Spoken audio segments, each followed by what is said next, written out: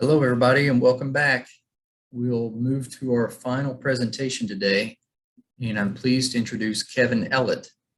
Kevin is the co-founder and president of Carbon Solutions, LLC, headquartered in Bloomington, Indiana. He has over 25 years of geoscience research and development experience in the United States, Australia, and China, focused on low-carbon energy solutions and water resource sustainability through his expertise in hydrogeology, geophysics, and environmental engineering. Kevin recently received the Environmental Geosciences Meritorious Contributions Award from the AAPG Eastern Section at their 50th annual meeting. Kevin will be presenting on geoscience for the energy transition. So now I'll hand things over to Kevin.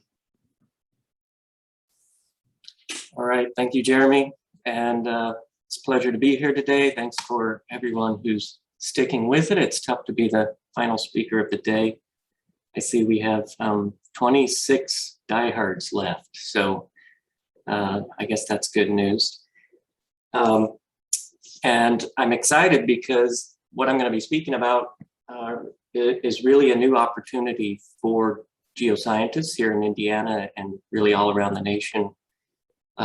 This idea of geologic carbon storage, several of you have probably followed, some of you have worked in that a bit over the years. And as you'll see, the government has spent literally billions of dollars the last couple of decades trying to lift this technology off the ground. So it's not just the geologic storage side that we're talking about, but the whole process of capturing carbon emissions from power plants and other industrial sources.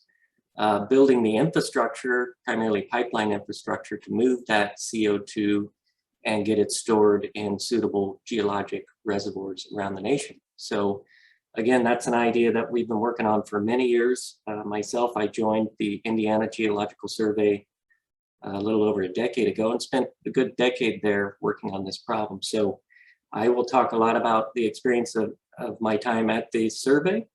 And I see Bob Audio's on the line. I saw Todd Thompson was here earlier.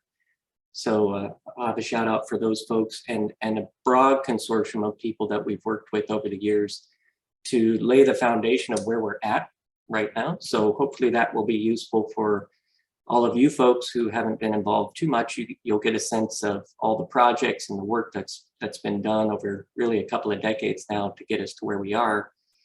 And then the other part of my talk, which will be the early part really, is the excitement around what's happening now and why this is finally really taking off.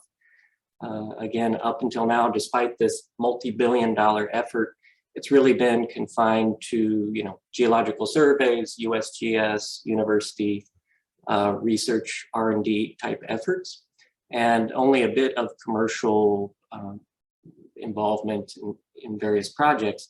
But in the last year or so, that's really changed. There is just an enormous appetite in industry now to get working on this problem. And so what that means for us as professional geologists is the next decade, just has enormous opportunity to be working on these problems. So let me go ahead and fire up the slides here and hopefully, whoops, hang on.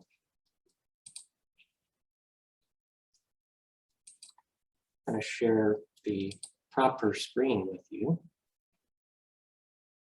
It's a two-step process here.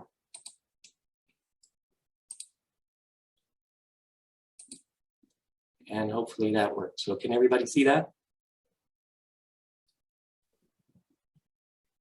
Yep, we can see it, Kevin. Yeah. Okay, good. Thanks a lot. So let's go ahead and dive right in here. As always, I like to start with, oops, let me move this out of the way. I like to start with these important acknowledgments. I mentioned, really the US Department of Energy is the one who's funded a lot of this work to get us to this point. In particular, the National Energy Technology Lab that you see up there, headquartered in Morgantown, West Virginia and Pittsburgh, Pennsylvania. In terms of our region and Indiana, I want to focus on this next line down here. You see the MRCI, Midwest Regional Carbon Initiative. That's kind of the more recent initiative that's built from these older partnerships that I'll show you some of the work we've done over the years there. The MRCI is led by Battelle out of Columbus, Ohio, and then also kind of co-led by the Illinois State Geological Survey over in Champaign. And definitely shout out to Illinois as well, because many of the projects that I worked on at the Indiana Geological Survey and several of us throughout the region have also been led by Illinois and their state geological survey. So you'll get to see some of that good work that we've done over the years. And then finally, shout out to some of the other research partners. As I mentioned, different universities have been handling a lot of this work, but also some really good industry involvement. And in particular, I want to point out Archer Daniels Midland there. And if you're not familiar with the Illinois Basin Decatur Project, you will be in this talk, because they really sponsored some of the landmark work with, again, additional funding from Department of Energy in terms of how we can safely store CO2 at industrial scale. So we're talking about, million ton plus type CO2 injection and monitoring and confirming that, it stays in the ground and there's not leakage and we're not causing any problems with the technology. Also, Wabash Valley Resources that I'm showing there, they are the commercial partner leading the biggest project here in Indiana and one of the biggest in the nation. For those of you that are familiar, the old gasification plant outside of Terre Haute that was tied to a power plant, that all got shut down a few years ago, and this company, Wabash Valley Resources, came in and are retrofitting that plant to become either an ammonia or probably more recently a hydrogen plant. So we're talking about converting coal into hydrogen. And then for those of you who are following the hydrogen world, this would really be what we call a blue hydrogen project, where even though it's a fossil-based feedstock, we're going to capture the CO2 and store that underground. So it's a way of generating energy, just like all of these carbon capture and storage projects, without adding to carbon in the atmosphere. The other two, Core Energy, they're up in Michigan.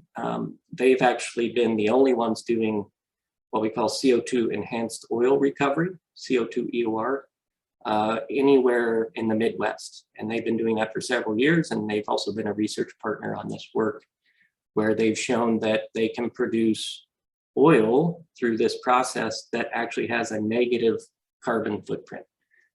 So, pretty impressive work. And that's obviously part of what we're trying to do. Last one I mentioned is Consol Energy. We're working with them. They're out of Pittsburgh.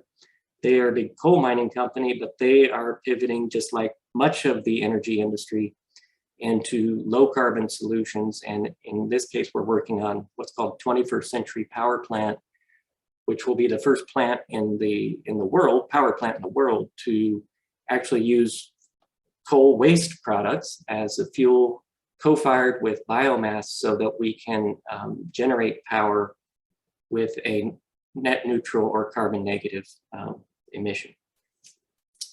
So definitely want to acknowledge them. One quick slide on who is Carbon Solutions, because we're new. As it says, we're a new clean energy tech startup headquartered here in Bloomington, Indiana. I mentioned that I was at the Indiana Geological Survey for the last decade or so, and then this past year co-founded this company with my partner Richard Middleton, who was a good colleague at Los Alamos National Lab for many years. You can go to our website, you see the URL there, you can see all the different things that we're working on. 10 active projects, and I'll highlight some of those. So these are the things that are currently going on in Indiana and throughout the region in CCS, but we do a lot of other stuff as well in terms of software development and services for all these companies that are trying to navigate this energy transition that is upon us. Our company in particular, we're seeing very rapid growth here in the first year, and I think what's useful for this meeting is that bottom one there, where we are currently recruiting for a geologist. So if you end up staying awake through this presentation and you're interested in the kind of work that I'm talking about here, definitely feel free to reach out to us and see if there's an opportunity to join our team. So to begin with, talk about some of the projects that are currently underway, and these are just 4 of them highlighted on our website that we work on. as well as all those other partners that I showed on the prior slide. So Indiana Geological Survey is still involved in these. Several of them are led by the Illinois State Geological Survey. So Carbon Safe Illinois Storage Corridor on the top left, and Wabash Carbon Safe. That's the one I mentioned with Wabash Valley Resources. These are real projects that are happening right now where we are doing everything from the feed studies on the engineering side through to the geoscience work that our team and others are doing to actually make these projects happen, to capture millions of tons of CO2, keep it out of the atmosphere, and use the subsurface, as we always had, as a great resource for dealing with this problem. On the right-hand side, I mentioned already the MRCI, and my next slides, I'll kind of point you to them as an important resource if you're interested in getting into this space. Last project there, Illinois Basin Geolaboratory. That's another one where we're working on this concept of CO2 EOR, but in residual oil zones to really reduce the carbon footprint of domestic oil production. So I mentioned, excuse me, the MRCI, and you can see the URL there in the bottom. I point everybody to here. This is the project again led by Battelle, and then Illinois Survey as a co-PI. But they've really taken over the leadership from all these prior couple decades of work and are funded by the Department of Energy to help any companies interested in doing CCS in the region that you see highlighted there. So many of the states, including Indiana, our Midwest region, and stretching all the way into the eastern US. Department of Energy is essentially funding MRCI to be a resource to help you make these projects happen. So you can see on the list there, it's not just geologic storage. There's a lot of things going on, but a lot of that deep saline formations, depleted oil and gas fields, that kind of work is exactly where geoscientists are not only have an opportunity, but are needed to make all of this happen. With the MRCI, we just had our annual meeting yesterday, in fact. And as part of that, John Latinsky, who's the Director of Carbon Transport and Storage at the Department of Energy, provided several slides that I wanted to share with you here. So these will be available on the MRCI website as well. But these are publicly available to share. So I put them in here because I think it's useful for folks to get a real sense of how big this whole thing is. So here we're looking at funding over the years. In my case, all of those black ones is when I was at USGS in California, working on water resource problems primarily, and starting to follow this emerging field of geologic carbon storage and carbon capture and storage, and got so excited that in 2010, I packed up and moved to the Indiana Geological Survey and spent, as I said, the last decade, working on local problems here through what you can see there, the regional partnerships. And then what you'll hear now, and I already pointed out a little bit, is moving into what's called the Carbon Safe program and also these regional initiatives. So that's the MRCI that I pointed out there. You can see the funding just for the carbon storage type work has been pretty stable for many years, around $80 to $100 million per year. And it's also important to point out that this started back here in the 90s, and during the George W. Bush administration, if you remember, they started out denying that climate change was even an issue or caused by anthropogenic emissions.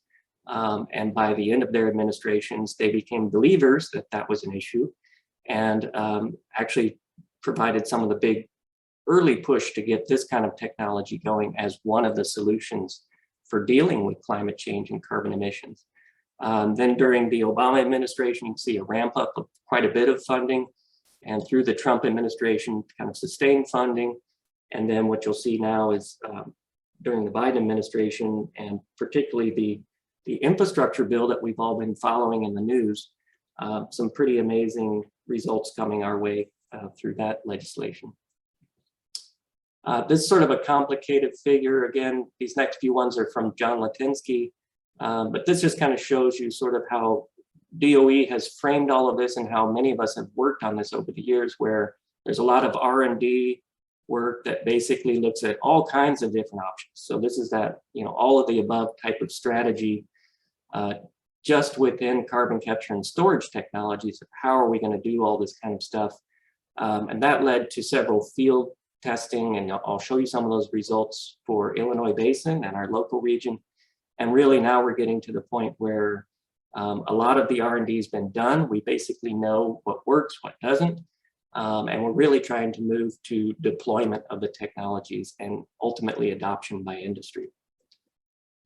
This figure kind of captures the same sort of thing in terms of, we're here in 2021, so we're between these sort of early stage, larger scale investments where both the carbon capture side, so a variety of engineering technologies to capture CO2 from different sources, is really starting to mature. And then on the carbon storage side, which is what we're all interested in as geoscientists, we're working in that carbon safe program in particular to really look at characterizing these commercial scale storage complexes. So these could basically be kind of storage hubs where a number of different emitters, power plants, the steel industry up in Gary and that kind of area, all those folks could get together with pipeline infrastructure and take advantage of these storage hubs to mitigate their carbon emissions. But what you can see here is kind of the plan in DOE's mind of how this is all going to get to scale by 2040. So you're looking at a pretty enormous ramp up here. We're sitting here doing sort of single million ton per year type studies and actual projects. The EOR industry, enhanced oil recovery industry, has actually been doing tens of millions of tons per year in the Permian Basin and elsewhere. But you can see a pretty rapid ramp up that we need to achieve for this technology to make a real difference in terms of climate change. So the scaling is fairly enormous, and that's why the US government is trying to put in the R&D funds right now to make this happen. Specifically for us, and many of us have worked on this over the years, there's a whole formal sort of way that we look at geologic reservoirs and classify them as storage resources. We don't have time to get into the weeds or the details on this, but effectively, with that 20 years plus of work, there's a good foundation and a good framework of how all of this can happen and is happening already. And then pointing out here, this carbon safe program with phase 1, phase 2, phase 3, and 4. These are all the ways that the government is feeding into this to again make this really happen here, not only now but particularly in the next several years. This is just another one on the carbon safe or carbon storage assurance facility enterprise. You can see up here, this is the Illinois Basin. So this is one of those projects that Illinois led and Indiana Survey worked on.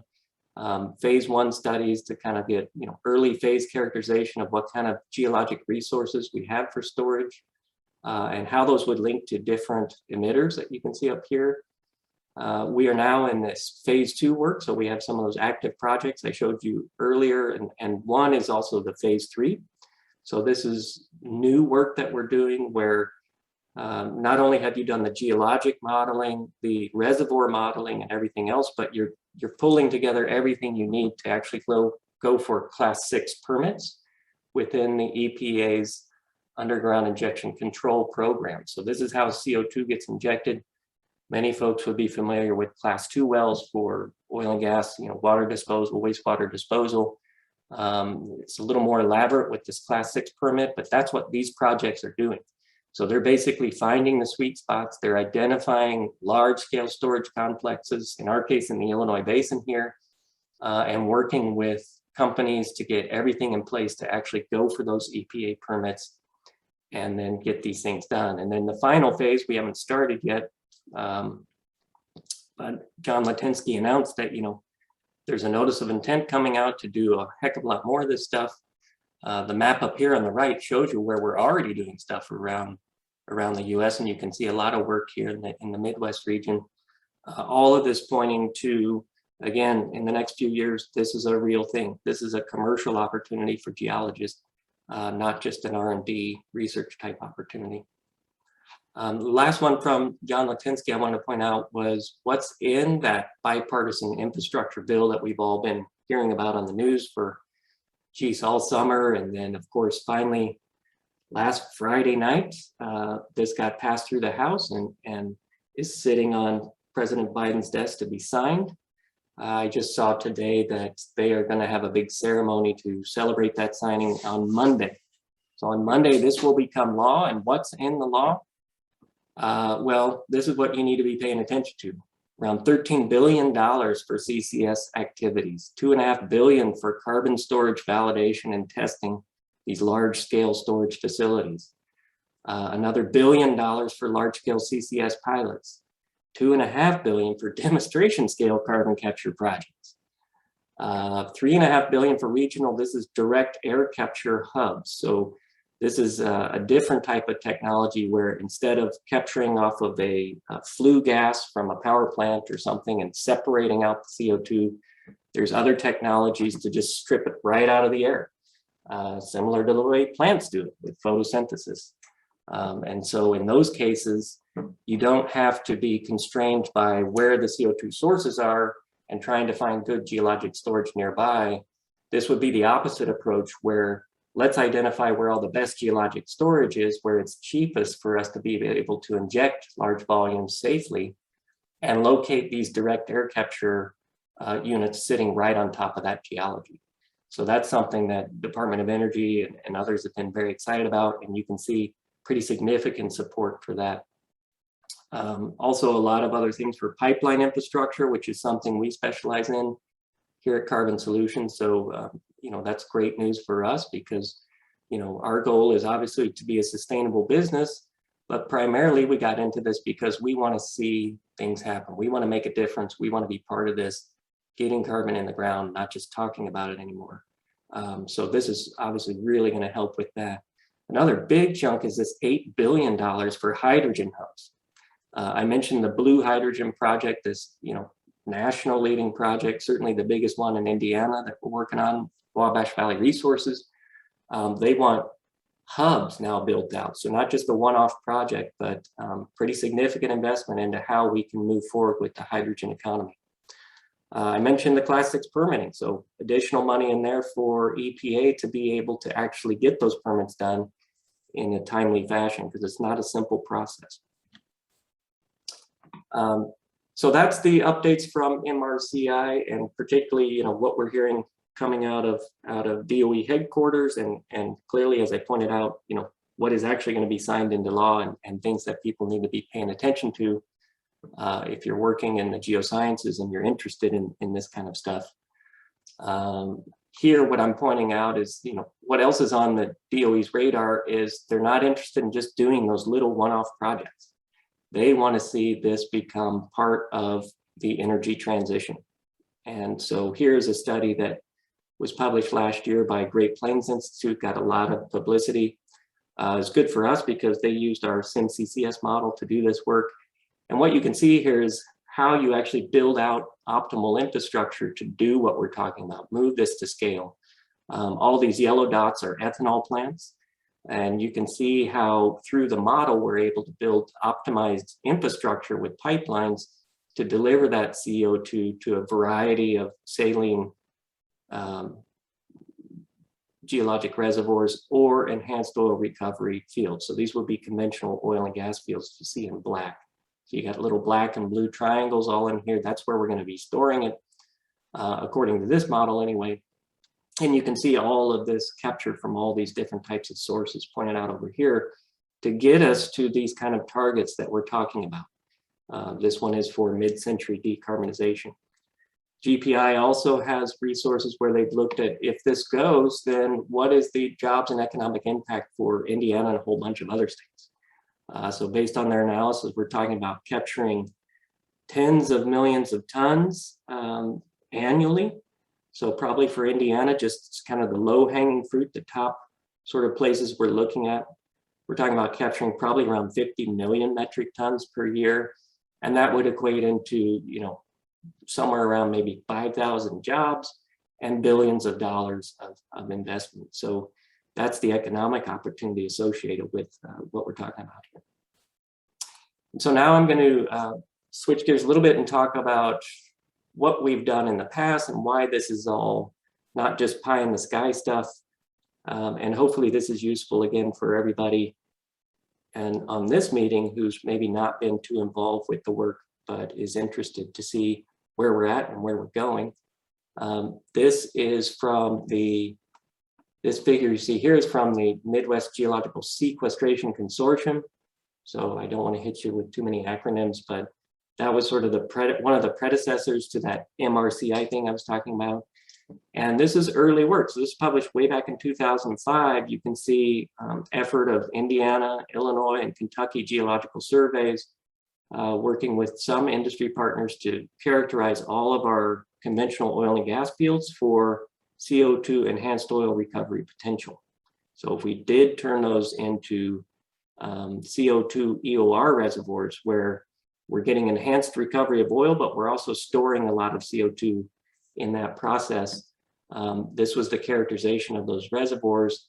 And then here's the early new CO2 sources that are showing up in the basin. So this one up here that I'm pointing to, this is ADM's big plant in Decatur, Illinois. This was a flagship project that we all worked on where they captured the CO2, and rather than sending it to oil fields, they actually stored it in the Mount Simon, Cambrian Mount Simon sandstone as a deep saline formation storage target, right under their feet there, basically at the plant. That project, you're talking about a couple $100 million to do all of that, but that's now moved on to a full-blown industrial project where they're doing about 1 million tons per year for the foreseeable future. On the right-hand side, I mentioned Wabash Valley Resources. This one is basically in development to capture about 2 million tons of CO2 annually. What does it take to do that? Well, we're looking at almost $500 million of investment here, just on the private side, and then a lot of the DOE R&D money, both from Carbon Safe and another program called 21st Century Power Plant program. These are where we work on those projects as a consortium of research folks, but these are not small investments. The good news though is that all these projects are actually moving forward. So now a little bit about what do we actually know? What have we done in the basin? I'm pointing now to what was called phase 2 work. So this is 2006 to 2011.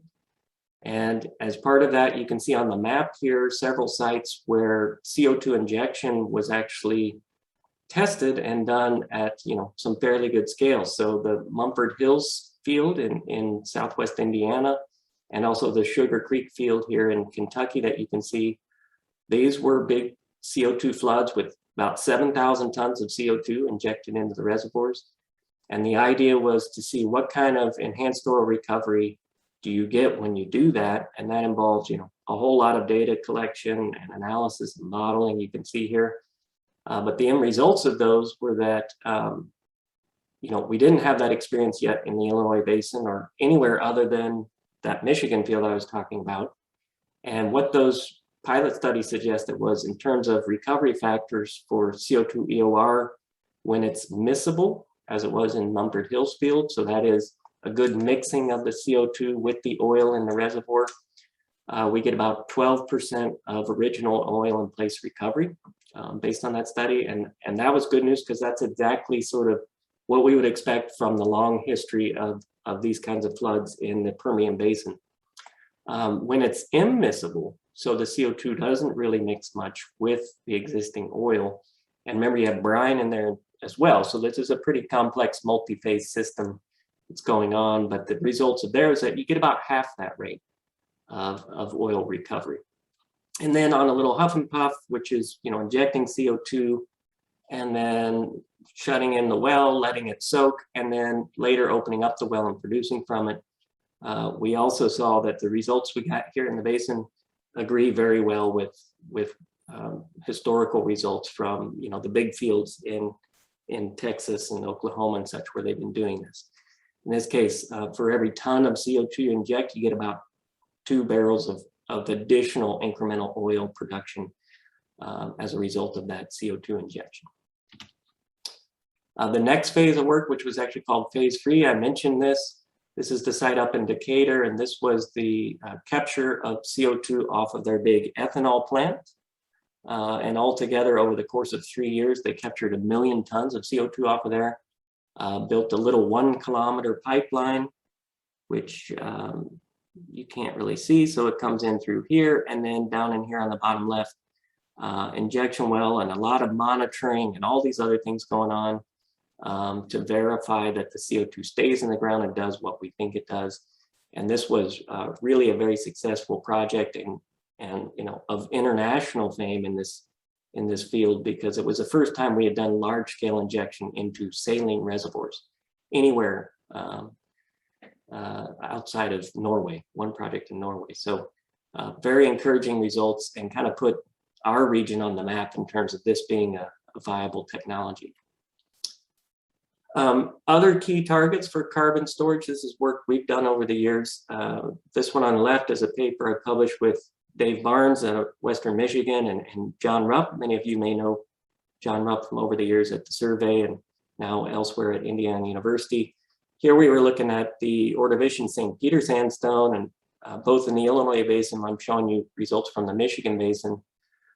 Michigan basin's lovely because, you know, we're challenged in this field with much less data than what you would have in oil and gas world, right? And that's because these you know, these formations have been sort of poked at over the years, and if there's not hydrocarbons, then they're overlooked, and you know, people don't spend their time on those. Well, now that's all changed.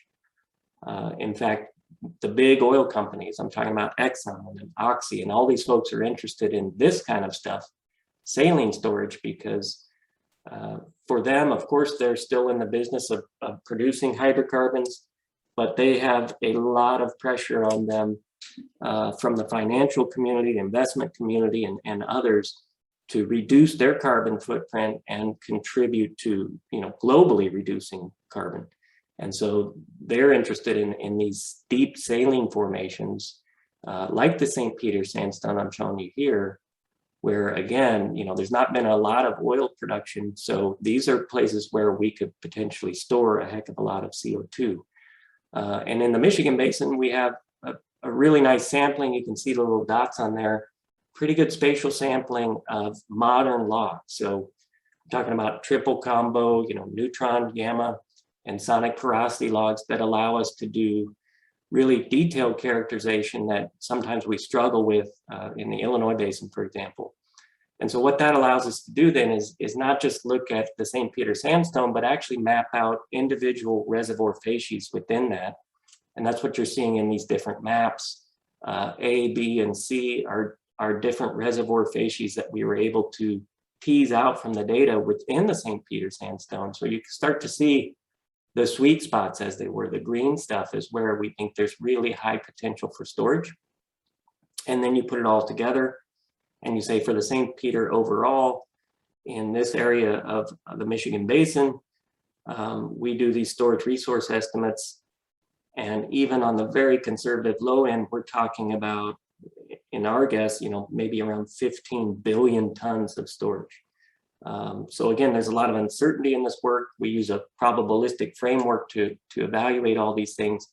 But even when you do that on sort of the very conservative side, you're talking about, you know, gigatons of storage typically in these deep saline formations. So that's the kind of thing that we need if this is going to make a real difference.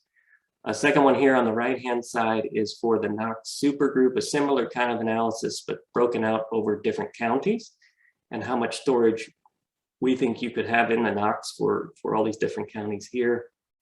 This is a paper in revision right now at APG Bulletin, led by former Indiana survey colleague Christian Medina.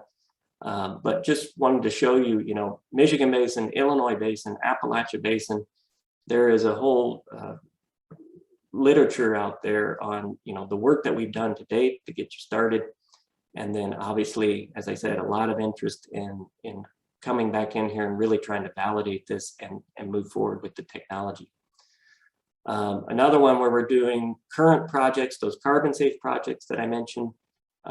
This is the kind of maps we're moving towards now. So instead of those static volumetric type calculations I showed earlier. We've been developing new techniques to actually come in and kind of estimate dynamically how this would look when you actually inject CO2. And most importantly, what would the cost be for the storage side of CO2 in these different formations? So this is some of our early work, focusing on kind of Illinois Basin here. You can see it kind of tilted. There's Lafayette, Indiana, there's Gary up there. So we're doing a lot of work in this area because there's a lot of different folks who want to potentially capture CO2 in this Illinois storage corridor. So I already showed ADM Decatur where it's being done. But over here, City Water Power and Light, so that's a coal plant. Prairie State Energy Campus is another coal-fired power plant. One Earth Energy is an ethanol plant. Abbott Power, that's the one on campus at Champaign. So all these folks now are interested in this, and we need more work on the geoscience side to really come in and say, yes, we can do storage here or there, or that's, we're gonna have to build pipelines or whatever it's gonna take. Last one on the current projects, there's also some work going on led by Illinois again on looking at the Cypress sandstone and particularly residual oil zone CO2 storage. So here's some mapping of the Cypress and residual oil zone we don't have time to get into, but this provides perhaps a whole nother opportunity for CO2 storage outside of conventional oil and gas fields that could also have enhanced oil recovery with that. Okay, so we're wrapping up. I just want to make one final note though. This talk was all about carbon storage and kind of where we're at and where we're going with that. Here at Carbon Solutions, we worked on a variety of things, and I just want to throw out this last one, which we call PSHOM, or Pump Storage Hydropower Using Abandoned Underground Mines. And that's important because, in addition to carbon capture and storage, this transition that we're talking about will require a massive build out of renewables well beyond where we're at right now. And the challenge with the renewable energy build out is you've got to build also a massive amount of energy storage. We need batteries all over the place.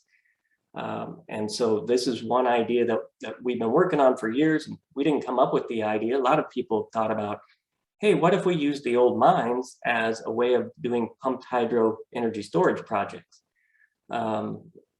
Sadly, none of that's really been advanced. So we're the first company to really get some funding again through DOE to do this work in detail to see if we can prove out a technology where we can repurpose our old mines, like you see on this map here, and in this case, have them co-located with a power plant so that we have dedicated energy storage located right here. And I'm showing you the Gibson power plant that Duke Energy operates here in Southwest Indiana. The upper reservoir that you need for the system is already constructed right there. And the mine that we're talking about is sitting right here underneath it, 550 feet below. So we would be able to move water up and down through this system. And based on our early work, if you see at the bottom, we think it's no problem to likely do a 1.6 gigawatt hour energy storage system. So this would be huge, but that requires a lot of water, 4 gigaliters of water moving up and down through here on 8-hour cycles. So clearly some more R&D work that we're doing on that, but it's a really exciting opportunity as well to get involved with the energy storage side. So that's all I have for today. Hopefully that was helpful for this crowd, and happy to take any questions if you have. Great, thanks, Kevin. That was excellent. First question we have from Larry. What methods are there to keep the carbon in the ground so it doesn't leak back through abandoned wells that were not properly sealed?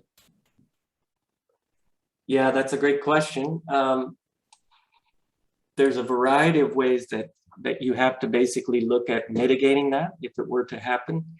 But before that would even happen, that EPA process I mentioned for getting a Class 6 storage permit, injection permit, basically as part of that process, you already have to go through and identify any wells that are not just penetrating your target formation, but everything sitting above as well. And then you have to do some pretty detailed modeling work to show area of review for where the CO2 plume would migrate to. over, whatever you're proposing for the project duration, 10, 20, 30 years, what the pressure plume associated with that looks like as well. So the elevated pressure is going to extend far beyond where the actual CO2 plume is. And then as part of that process, when you look at that pressure, you then have to look at any other wells that might be around that weren't sealed well, where the elevated pressure alone could actually move not CO2, but brine up into those wells. And then if the seals were not done properly on those wells, you have to have a mitigation plan for how you would address all that. So the details are all in the permit requirements. And basically what we've seen so far is that by following those, we don't have any examples of anything bad happening, right? The leakage.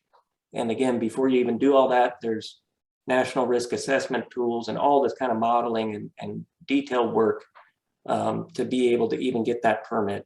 Just to ballpark it up, it obviously depends where you are, how much drilling costs are, because you're going to have to drill a characterization well unless there's a suitable one there. You're going to have to shoot seismic to look at more regionally what's going on.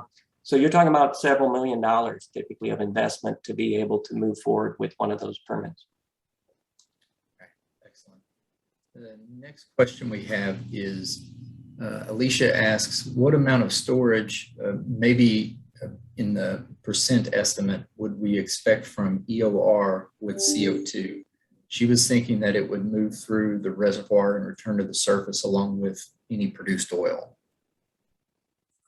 Yeah, another great question. So in the big floods that have been going on a long time that I mentioned, like in the Permian Basin, that's exactly right. So they inject, typically 5-spot pattern type, operational modes, and they're injecting CO2 and they're producing from wells.